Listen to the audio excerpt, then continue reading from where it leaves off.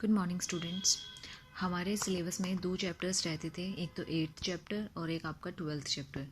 एक तो यही रूरल डेवलपमेंट का और एक आपका सस्टेनेबल डेवलपमेंट और इकोनॉमिक डेवलपमेंट का जो चैप्टर है वो रहता है। ये 2 चैप्टर्स आपके रहते हैं आपके सिलेबस पे, बाकी आपका सारा सिलेबस कंप्लीट हो चुका है।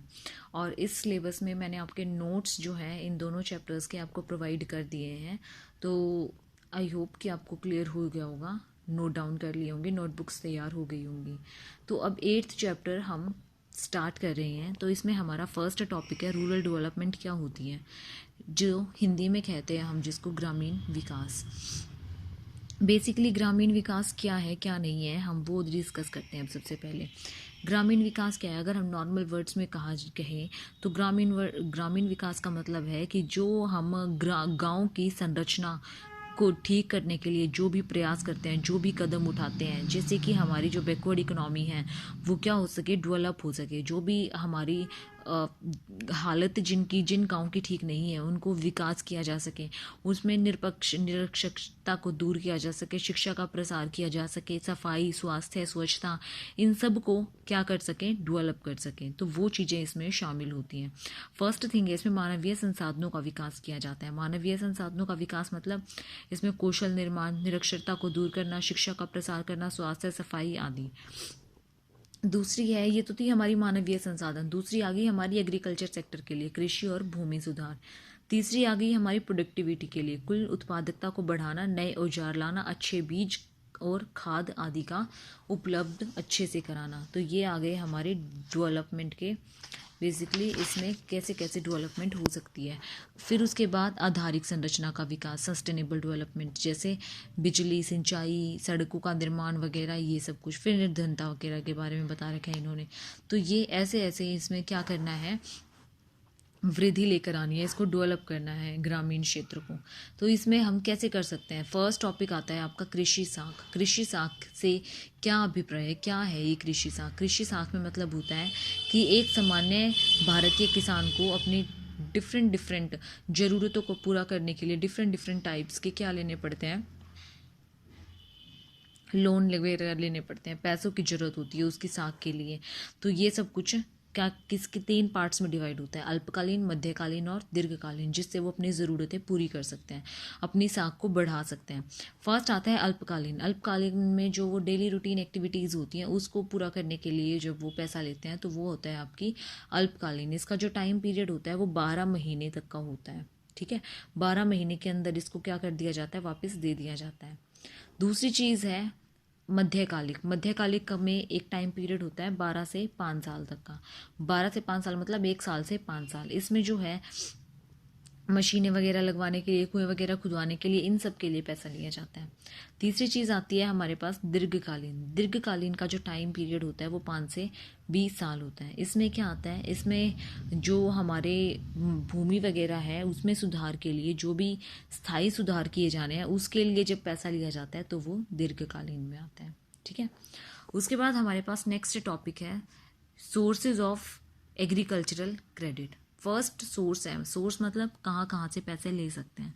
तो फर्स्ट सोर्स है non institutional sources. Non institutional sources में इसका मतलब क्या है कि इसमें कोई संस्थागत स्रोत नहीं है, गैर संस्थागत स्रोत है। इसमें कोई बैंक नहीं है, कोई इसमें सोसाइटी वगैरह नहीं है।